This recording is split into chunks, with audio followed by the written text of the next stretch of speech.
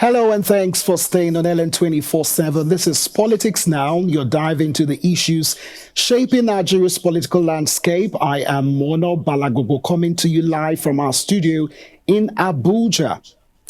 Well, Nigeria stands at a crossroads. Insecurity grips the headlines as Borno and Benue reel from devastating attacks, prompting the Senate to call for an urgent summit.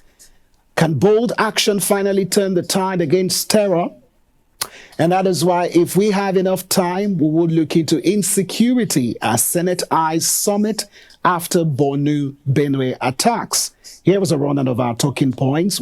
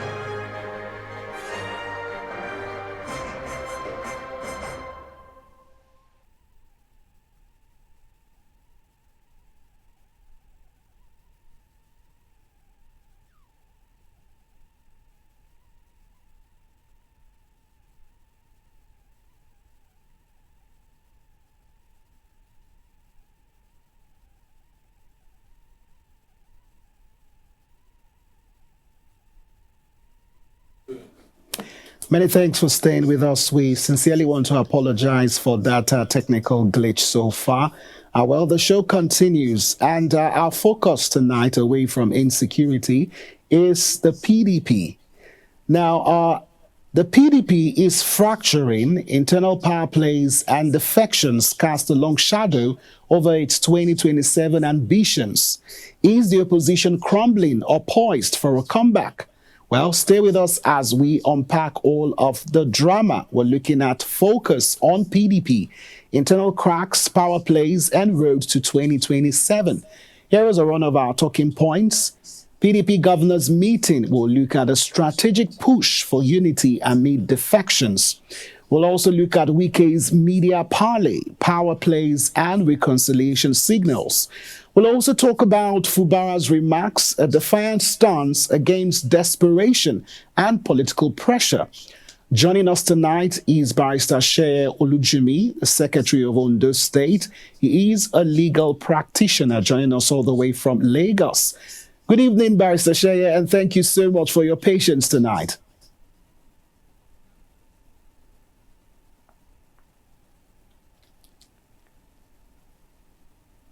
Hello, can you hear me?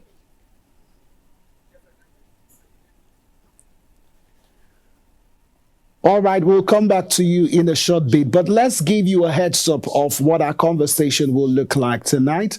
The PDP's Democratic Party stands at a crossroads, grappling with internal cracks and fierce power plays that could shape its fate ahead of 2027. The PDP governors met on Sunday in a high-stakes bid to stem defections and unify a fractured party, but not everyone was at the table. Rivers State Governor Similaye Fubara sidelined by suspension, and a bitter feat declared he's not desperate for power, while FCT Minister Nyesom Wike dropped a bombshell revealing a reconciliation meeting with his former protege earlier on this week. Now, is this a genuine olive branch or just another move in Wike's political chess game? From Abuja to Port Harcourt, the battle for control is heating up.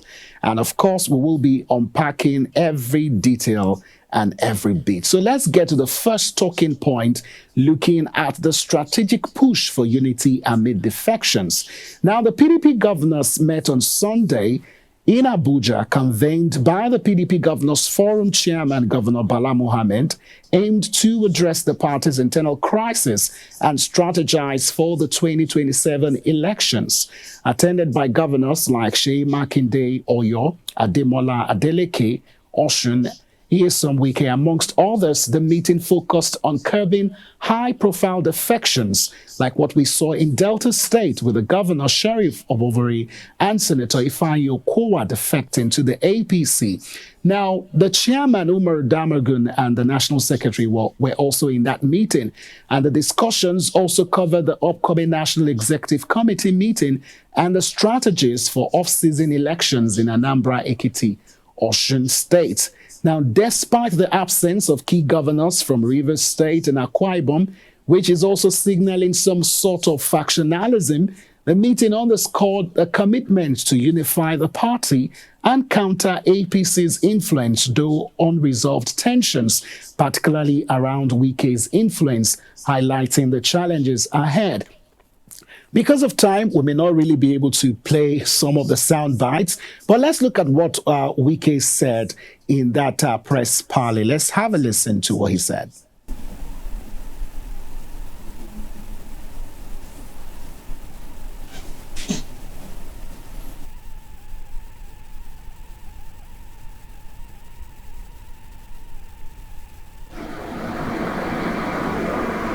Yes, he came. He came with two governors and one other person. Unfortunately, the two governors are APC governors, unfortunately. So I will not pursue him. And he said, they want, fine. I want this. Right?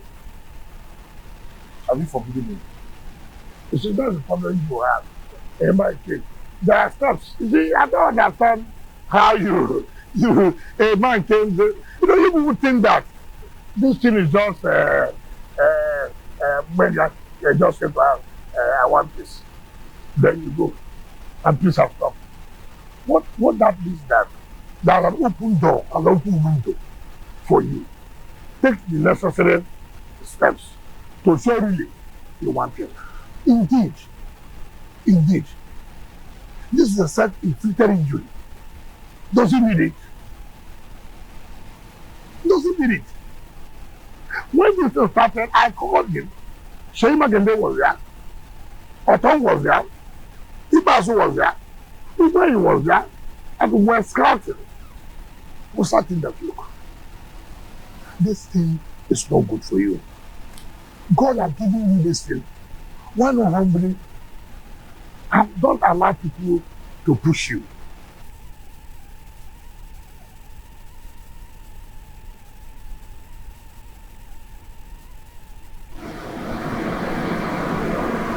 Yes, he came.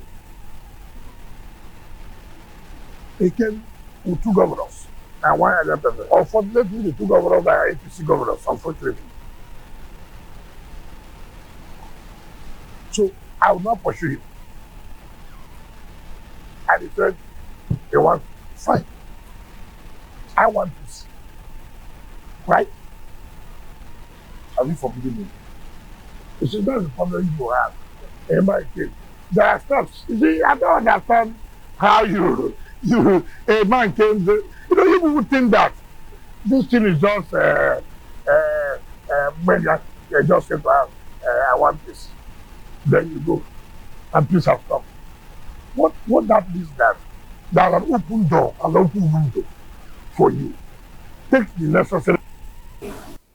All right, Barrister Sheye is live with us. Hello, Barrister Sheye. Thank you so much for being with us tonight.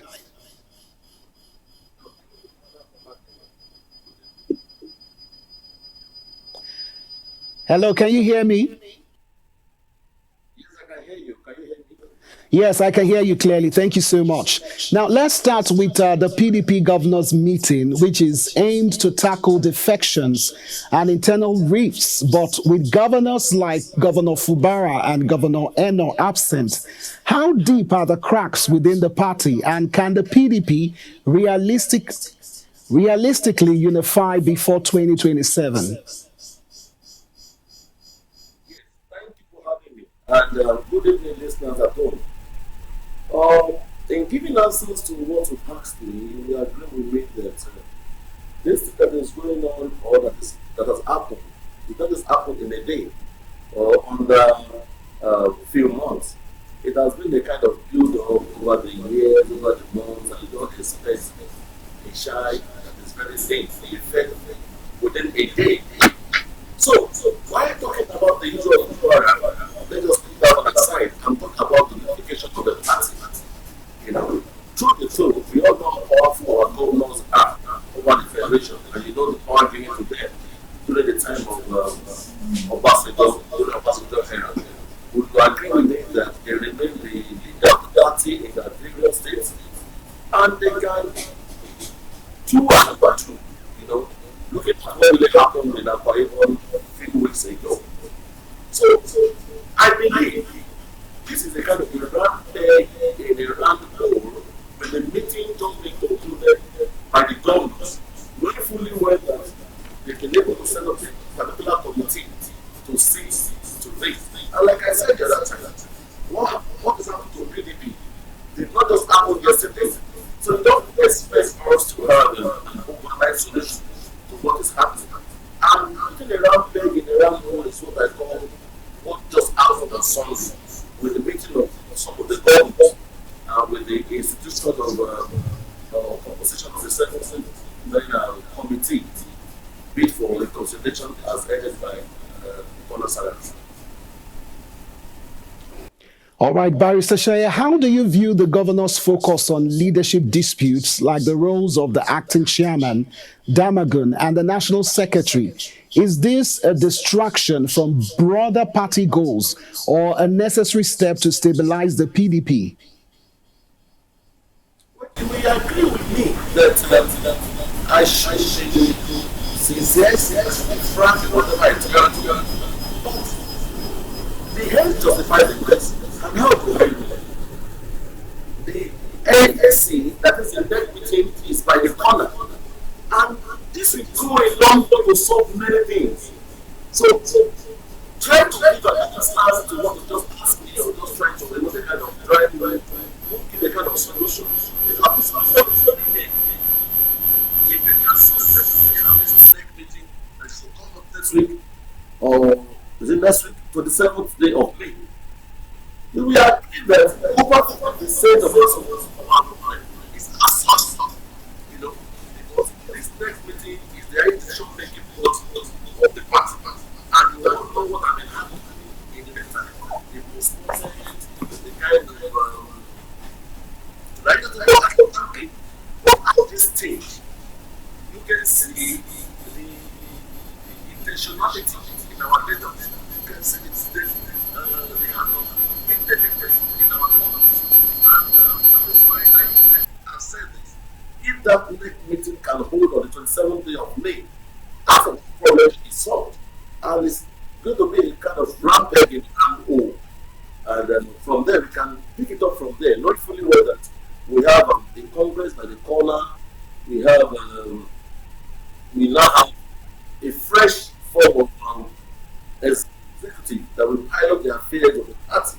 So the issue of who remains the secretary, who is the acting secretary, this and that, will be things of the past. And from this, is that we now know that we are taking off from, we are waking up from our slumber. Because through the tone, as much as I think that to be quoted out of context, you agree that kind of, it's like PDP is, I won't say it's kind of feeling sleepy.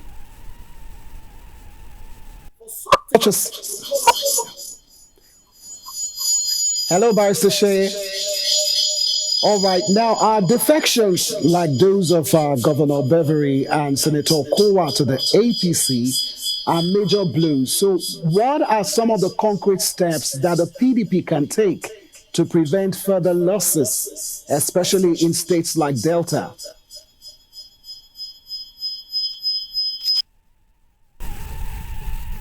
Is what we are taking now.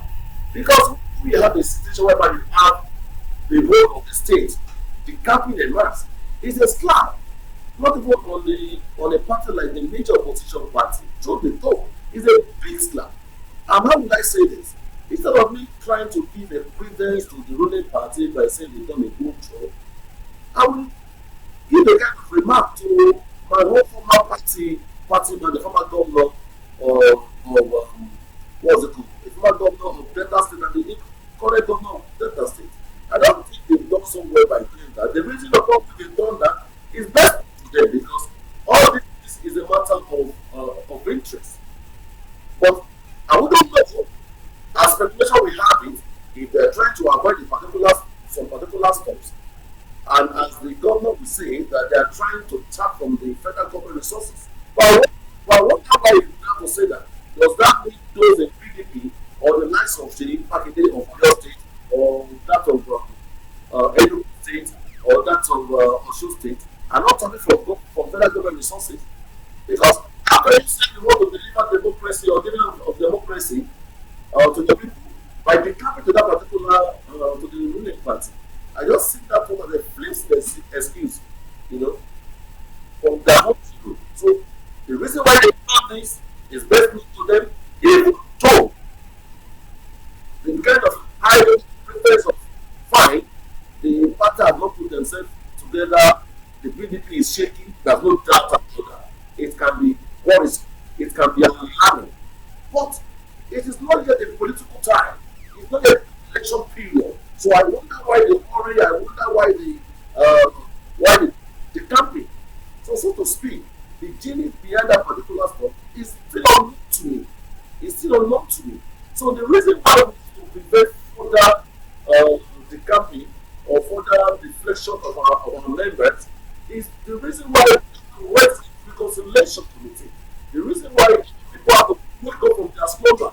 The reason why we need to have this committee or this meeting called up May 27.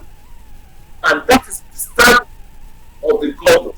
And that is why they've been able to come together on Sunday, they've been able to inaugurate the committee to see for the meeting coming up on May 27, also to see to how we can have a preventive, rapid convention in August. So it's not like the time that we don't give up from those things. That's not about that. There is the nice less about that. And I believe it's going to be a rapid knocking around for the right direction. So All right, Barrister Shea, the meeting also discussed off-season elections in Anambra, Ekiti, and Osun State. Now, how critical are these elections for the PDP to regain momentum? And what do you think is the party's strategy to go against the APC? Given the fact that over this past week alone, we've seen defections practically every day at the National Assembly. yes, thank you. We all know that off-season elections are serious elections. And at this critical time, we all know that election in Anambra and that of the Osun State Government and let's say that of the state is very critical and crucial to me. It will be a kind of measurement to see how serious or how well we've been able to rebuild our hearts. You know, people keep saying that maybe we go into extinction in 2027.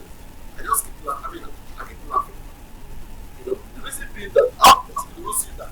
But prove me to. I feel that there is no particular thing that in the recent time, talking with the fact that we had some meeting of the government and the step they've been taking in the recent time. Of course, I can tell them people have asked me because it's going to see and losing it all because we are losing our big men, our big wigs, our appointees to the ruling party. This was not supposed to be the time we were going. But let me learn our lesson and we are learning so fast. And the no reason why we just have to put all hands on deck. And this is the main reason too. We must sensitize ourselves as the opposition party and put our own selfish interest behind it. You know, we put all come together. It's just a matter of getting the kind of shoot of a bread among some hands. You can't try it all alone. You have to come together. Put that particular sheet of bread to a particular corner. It's at that point in time you won't be able to take your own part.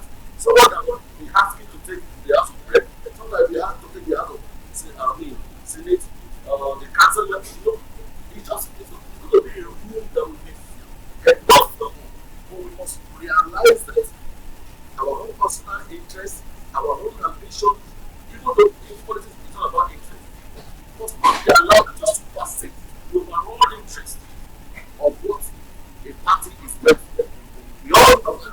reason for a party is to control the government. You know, so that is the pride. That's the aspect. So we must all go all there, you know, to sacrifice for the conduct of PDP. And I will let it all know. If you keep seeing all this form of the campaign, all the form of academic attitude, all this form of selfishness, all this form of I want to run for second term, leadership, it will pay off. It will pay off. It will actually lead to the death of PDP. But we are seeing how we are taking a U-turn, and I pray that it will materialize. Like I said in that time, a rule of not in the day. All these people levels will just happen overnight. And then we are trying to take it step by step. We are trying to believe with me. I mean, I really think that if you have I don't know stoppers, either but you have to take it one after the other from the top, government for the get to the bottom.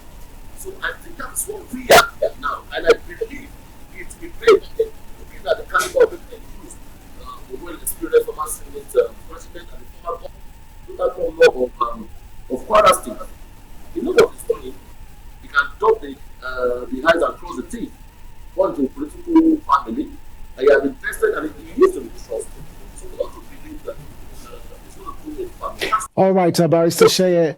Now let's move on a little bit away from the by-elections. The Southeast PDP is threatening to exit the party if Ude Okoye is not recognized as the national secretary. Can you walk us through with what your thoughts are on that? Because I've heard some of your chieftains talk about the fact that, they are not concerned about that.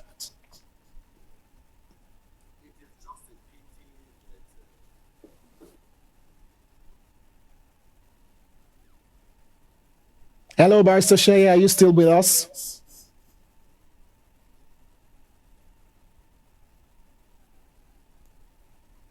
All right, we'll take a quick break to tidy up connections with our guests. We'll be right back. You're still watching Politics Now.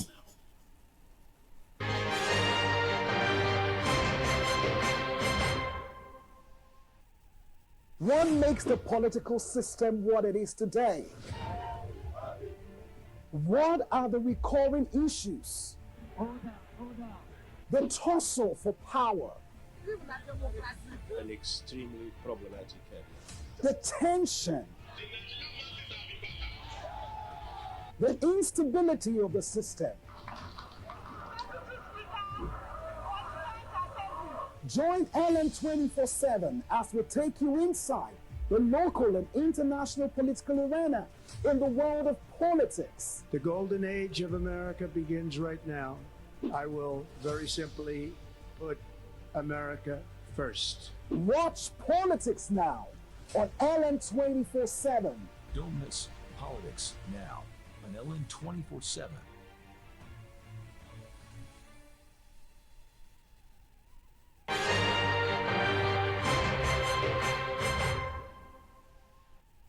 All right, many thanks for still staying on Ellen 24/7. This is Politics Now. We are still focusing on the People's Democratic Party. Barrister Sheye, good to have you back with us. Technical glitch. Barrister Sheye, are you still with us? Barrister Sheye, thank you so much for your time. We're almost at the top of the hour. I want to thank you so much for coming on the show today to share your thoughts. Thank you for being with us tonight, Barrister Sheye. All right, and that's where we wrap things up on the show tonight. Many thanks for watching. Once again, my name is Morno Balagubo.